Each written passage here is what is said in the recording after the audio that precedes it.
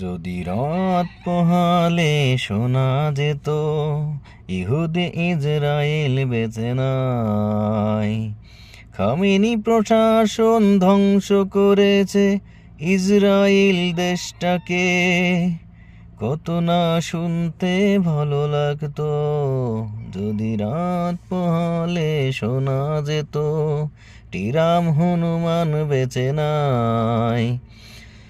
ওই আমেরিকাকে ধ্বংস করতে পারলে পুরো পৃথিবী মধ্যপ্রাচ্যে শান্তির বার্তা আলোকিত হতো যদি রাত পোহালে শোনা যেত টিরাম হনুমান বেঁচে নাই।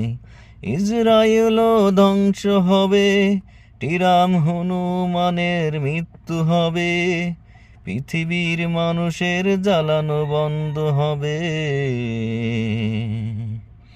যদি ইজরায়েলকে ধ্বংস করতে পারে ইরান প্রশাসনকে, খুবই সূক্ষ্ম বার্তা দিয়ে।